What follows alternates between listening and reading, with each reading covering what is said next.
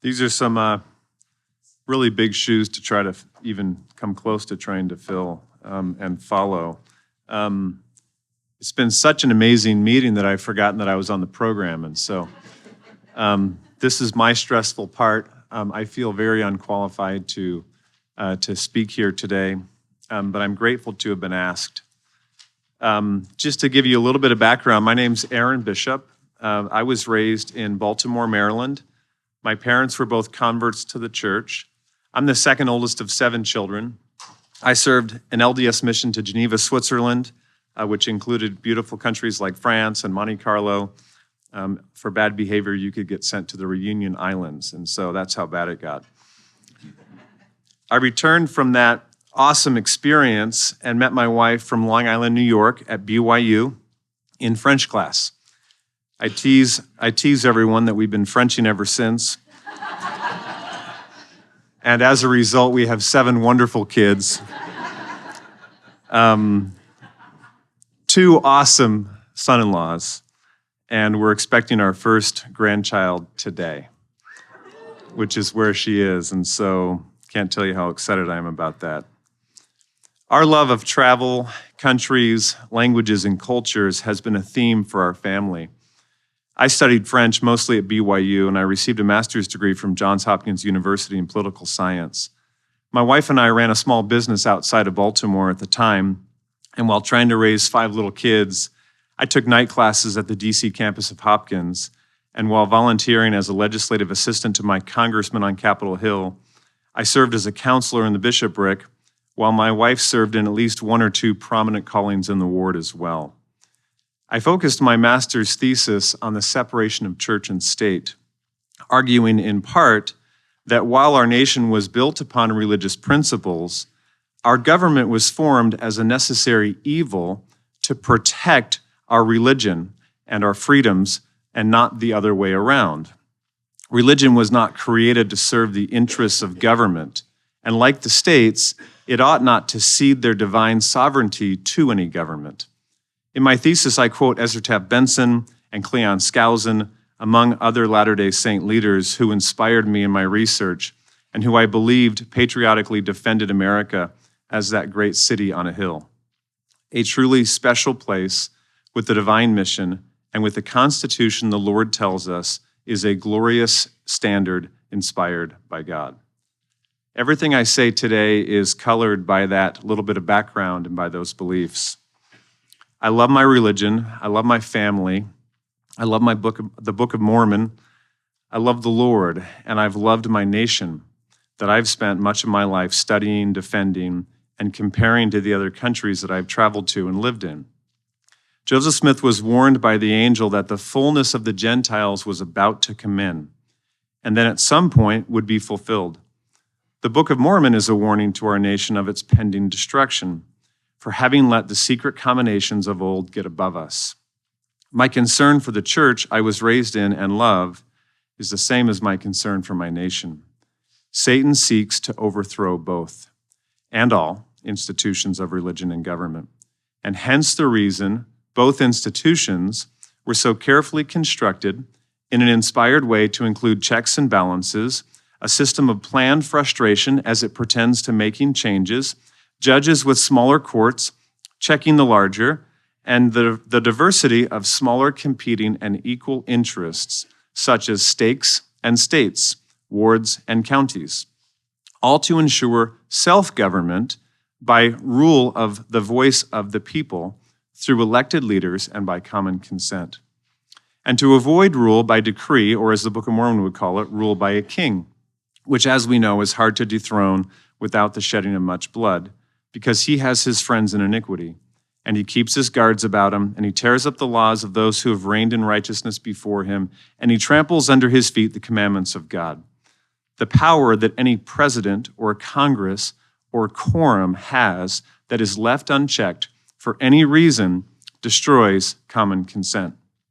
At Hopkins, we would always say, power corrupts, and absolute power corrupts absolutely. My religion has taught me that we have learned by sad experience that it is the nature and disposition of almost all men, as soon as they get a little authority as they suppose, they will immediately begin to exercise unrighteous dominion.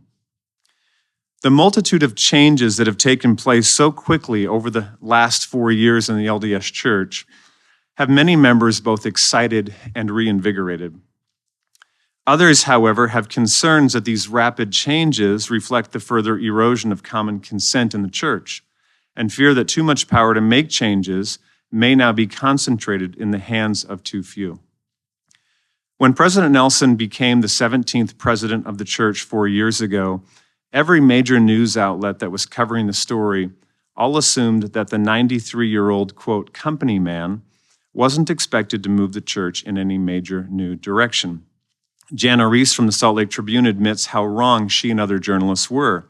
She said, in a denomination that has for the past half-century implemented change glacially, if at all, he, Nelson, has moved forward on a number of fronts. To Reese's point, Russell Nelson became an apostle in 1984 when he was called with his friend Alan Oakes to fill the vacated seats of LeGrand Richards and Marky Peterson. He had been a member of the Quorum of the 12 Apostles for 34 years when he was called as the church's new president. During that time, he and the church did in fact make changes glacially, and Elder Nelson, based on all that he'd ever done or said in those 34 years, was simply not predicted to do anything differently. The changes in the church under President Nelson, however, have been so rapid, so surprisingly abundant, and so far-reaching that many are referring to this as a, quote, revelatory season like none other. These unexpected adjustments do provoke an important question. What has changed to the process of making important decisions in the church, where we go from glacial changes to the rapid and extensive changes we now witness? Before getting to that question and a few others, let's first take a closer look at some of the changes that have been made. Church has gone from 3 hours down to 2. High priest quorums have been eliminated. The age of Aaronic priesthood and temple attendance for youth has been lowered. Witnesses for baptisms can now be as young as 8 years old, boys and girls, similar changes to the law of witnesses in the temple. Further changes to the temple ceremony and to temple clothing. The church has quit Boy Scouts after 100 years. The word Mormon has become unacceptable in referring to the church. Home teaching has been changed to ministering. The way youth interviews are conducted has been changed. Missionaries are now able to call home weekly. Sister missionaries are now able to wear pants, and elders and sisters are able to wear more casual clothing. The church now refuses to allow bishops or stake presidents or anyone in the church to grant any religious exemptions from vaccines that are derived from aborted fetal tissues. Guns are no longer allowed on church property. The church now partners with the United Nations and supports in part their 2030 sustainability agenda. I think President Benson might roll over in his grave on that one. They're friendly towards Black Lives Matter and call it an eternal principle. They partner with the NAACP, and they allow critical race theory to be taught openly at BYU, something that my friend Matt Lohmeyer has talked about and has stood up against in the military. Church pageants have been canceled permanently. A small change, and this may be considered trivial, but I think it gives a little bit of a feel for President Nelson's preferences and his leadership style.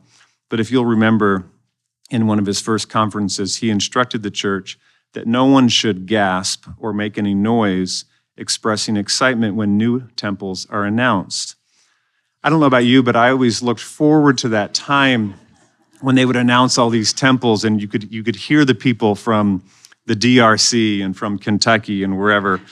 And it was such a wonderful, exciting thing that I think reflected beautiful and appropriate responses from very real people. Adults, I might add, some of whom have never had a temple within 1,000 miles. As a side note, President Nelson has announced or has under construction 104 or more temples, almost double the amount that currently exists at 165. The angel Moroni is no longer being added to most new temples. Dramatic changes to Temple Square have taken place. General handbook changes and BYU honor code changes, which have caused some confusion specifically for gay students at BYU. The revelation was received to allow children of gay couples to be baptized, which has been criticized since it was Elder Nelson who said he was in the room when President Monson received its opposite revelation a few years earlier. President Nelson and the LDS church leaders have broke a long-standing unwritten church law by meeting in Rome at the Vatican with the Pope for the first time in the history of the world. And during that visit, they referred to him as, quote, His Holiness. The church is now rebranding the church president as a global faith leader. The church has changed its logo, adding the Christus statue to it, and has issued another proclamation to the world. There are many other things we could mention, but this list gives us a little bit of a foundation for today's topic. In the Doctrine and Covenants we read, and all things shall be done by common consent in the church. We read in the restored edition of the glossary that common consent is a principle of decision-making where all participants in a particular group, example given could be ward, fellowship, or conference, are eligible to either affirm or reject an action or proposal. Such action can be sought after with either a majority or a unanimous vote. We give consent when we yield that which we have a right to withhold. The early church governed themselves by common consent, with no man dictating to them. Equality prevailed, and authority was dispersed into equal and independent groups that prevented autocratic rule and guarded against apostasy of the whole body. They conducted all their business in conferences. Someone would be elected by common consent to preside at the conference and to conduct the business. Business could be introduced by anyone, which could include complaints, suggestions, and discipline. The purpose of conferences was to take care of the business and to make sure that the community was cohesive and that issues were dealt with. Although both Joseph and Oliver had the priesthood conferred upon them by the voice of God, they only obtained an office in the church by common consent from the body of the church. And when the founding prophet was in direct communication with the Lord, the church body still retained the final control through common consent. And this is the last part. This right of common consent is so fundamental that it holds greater right than a first presidency, a 12, a 70, or a high council. All authorities derive their institutional right to preside solely from the consent of the governed. It is through common consent that any right to government is established in the church, close quote. All things being done by common consent in the church is the standard for the Lord for how the power to change things in the church is to be wielded. I teach them correct principles and they govern themselves, said Joseph. People having a voice and their agency to self-govern and to express their opinions without reprisal and to be a part of the decision process are fundamental eternal principles, the opposite of which is the adversary's plan to control everyone and everything.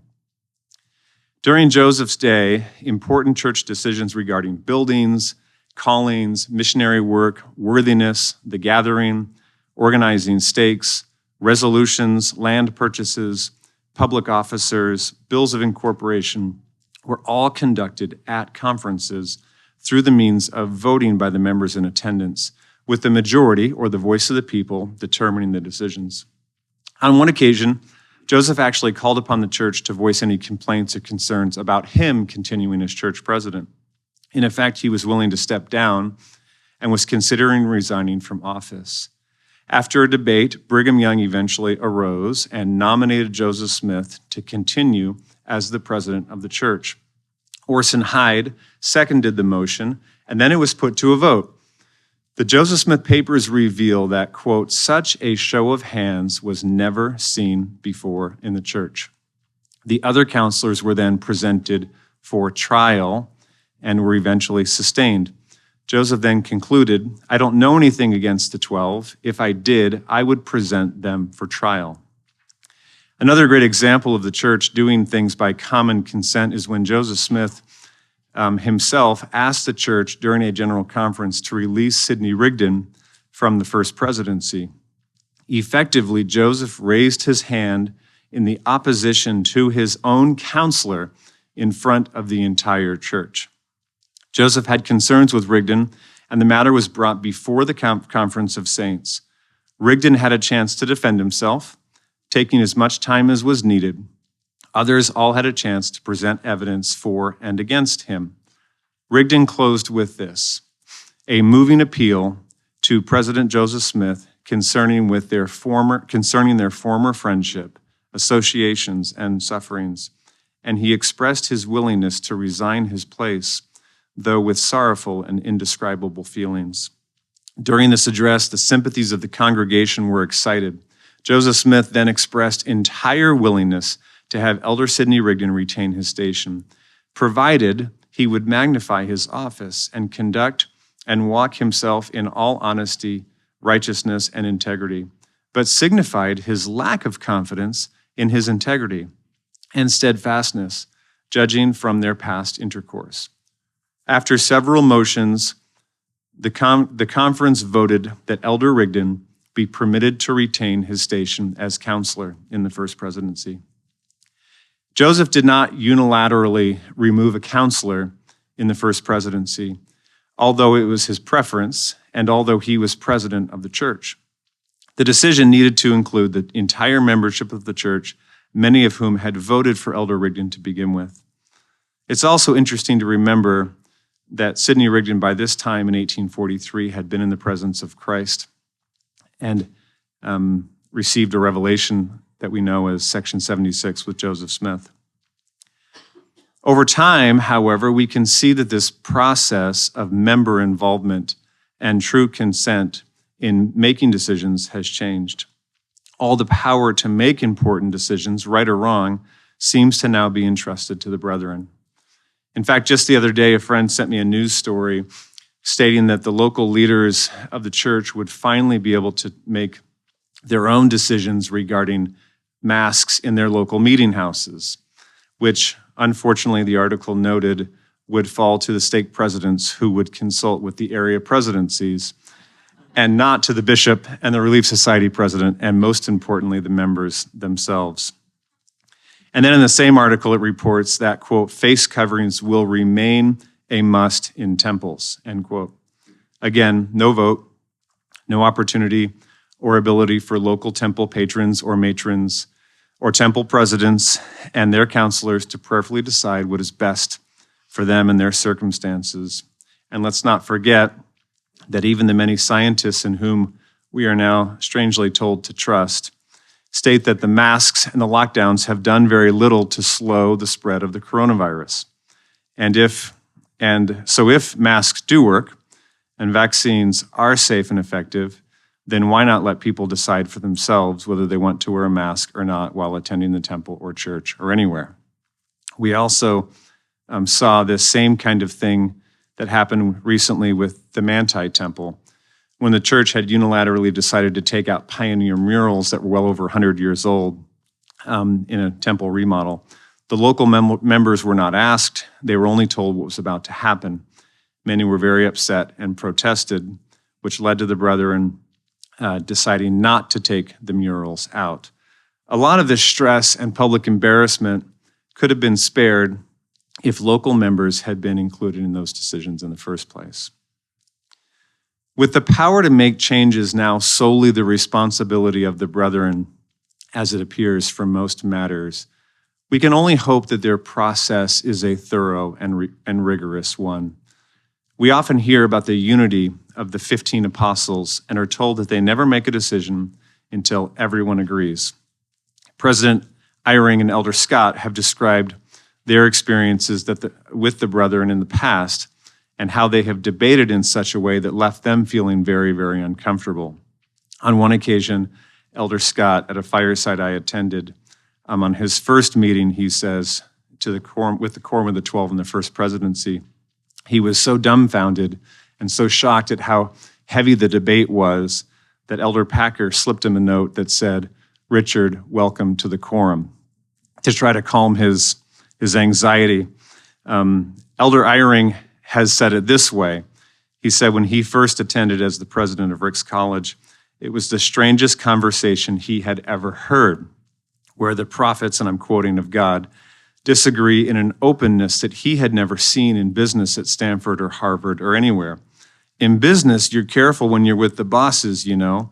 I just watched this process of them disagreeing, and I thought, good heavens. I thought revelation would come to them all, and they'd just see things in the same way. I was just dumbfounded.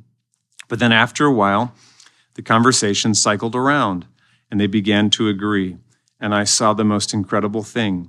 Here are these very strong, very bright people, all with different opinions. Suddenly, the opinions began to line up, and I thought, I've seen a miracle. I've seen unity come out of this place. I've seen unity come out of this wonderful, open kind of exchange that I'd never seen. It was President Harold B. Lee who was chairing the meeting. I thought, now he's going to announce the decision because I've seen this miracle. And he said, wait a minute. I think we'll bring this matter up again some other time. I sense there is someone in the room who is not yet settled. And they went on to the next item. And I thought, says Elder Eyring, that is strange. And then I watched somebody, one of the brethren, I think one of the 12, walk past President Lee and say, thank you. There's something I didn't have a chance to say. This method of debate and open dialogue and a reluctance to make a decision until all concerns are resolved, for me, feels very healthy. And I love that we've been told that the brethren never proceed forward on any matter until everyone is in agreement. Hence the reason things have tended to change so glacially in the church. I've heard at times that the brethren will put things on the shelf for decades. Some of these decisions are small ones, and some of these decisions are big ones. But the fact that all the brethren who are so seemingly competent, older, experienced, and wise must come to agreement unanimously gives local leaders and members who have ceded their power to make these changes to a large degree some level of confidence and comfort. Kind of like how we're supposed to feel when something goes to the Supreme Court. And in this case, all cases are settled by a 15-0 vote. But has this changed too? Sister Wendy Nelson shares an interesting statement that seems to demonstrate that the process by which things are discussed and decided among the 12 today perhaps is also changing. This is what she said a few years back when her husband had recently become the church's new president.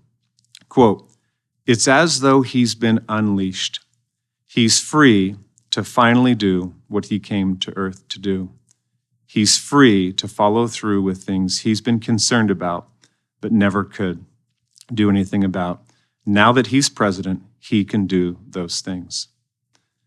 We must all assume that Elder Nelson, over the course of 34 years, even while serving as the president of the Quorum of the 12, shared his opinions openly and unabashedly, as President Eyring and Elder Scott have explained, and apparently was unsuccessful in persuading his brethren to what he felt inspired to do.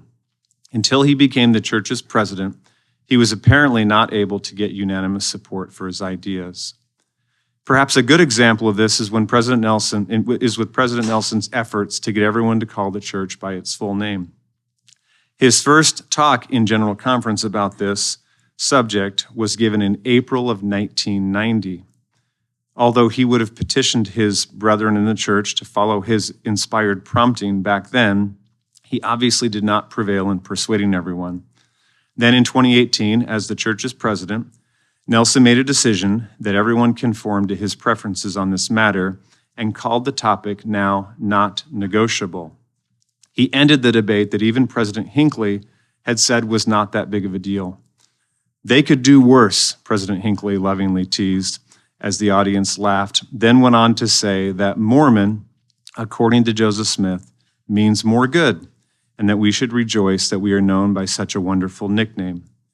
President Hinckley made those remarks in a response to Elder Nelson's talk from the previous conference, almost as if to lovingly correct the newer apostle. After all, what would be General Conference without the story of Joseph F. Smith, who replied to the angry mob of men who asked him if he was a Mormon? Yes, sirree, dyed in the wool, true blue through and through. How did President Nelson go about getting the unanimity of his brethren, who in years past did not agree with him. Were the brethren consulted this time around? Did they re-debate the issue? Or did President Nelson just demand this course correction? In his own words, he said, quote, "I did this because the Lord impressed upon my mind," I assume he's referring to 1990, "the name he decreed for his church. And he is offended when we use those nicknames ourselves."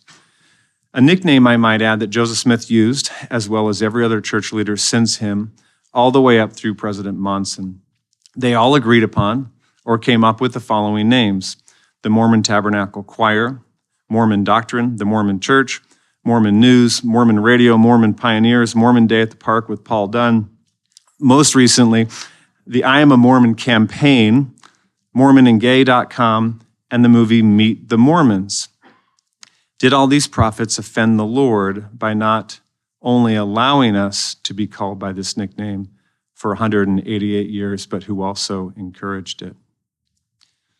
And now we hear talks warning members that anyone using the word Mormon to refer to the church is probably an enemy to the church.